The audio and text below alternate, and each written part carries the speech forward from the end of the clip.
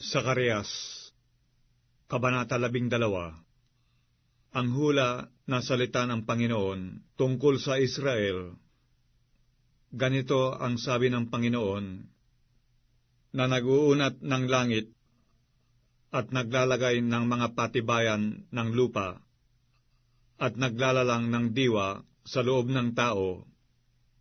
Narito, aking gagawin ang Jerusalem na isang tasang panglito sa lahat ng bayan sa palibot, at sa Huda man ay magiging gayon sa pagkakubkob laban sa Jerusalem. At mangyayari sa araw na yaon na aking gagawin ang Jerusalem na isang batong mabigat sa lahat ng bayan. Lahat na magsipasan sa kanya ay mga susugatang mainam, at ang lahat na bansa sa lupa ay magpipisan laban sa kanya.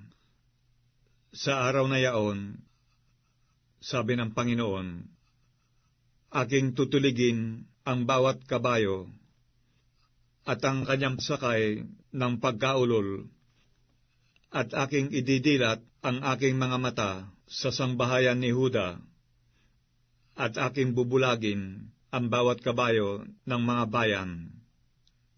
At ang mga pinakapuno sa Huda ay magsasabi sa sarili, ang mga nananahan sa Jerusalem ay aking kalakasan sa Panginoon ng mga hukbo ng kanilang Diyos.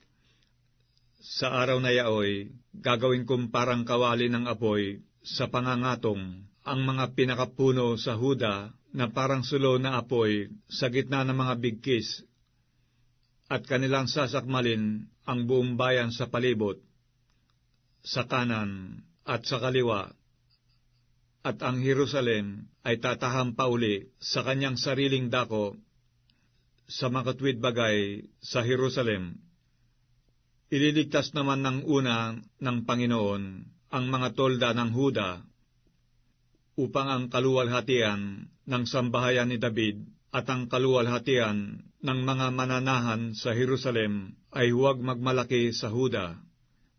Sa araw na yaon ay ipagsasanggalang ng Panginoon ang mga mananahan sa Jerusalem, at siyang mahina sa kanila sa araw na yaon ay magiging gaya ni David, at ang sambahayan ni David ay magiging parang Diyos, parang anghel ng Panginoon sa harap nila.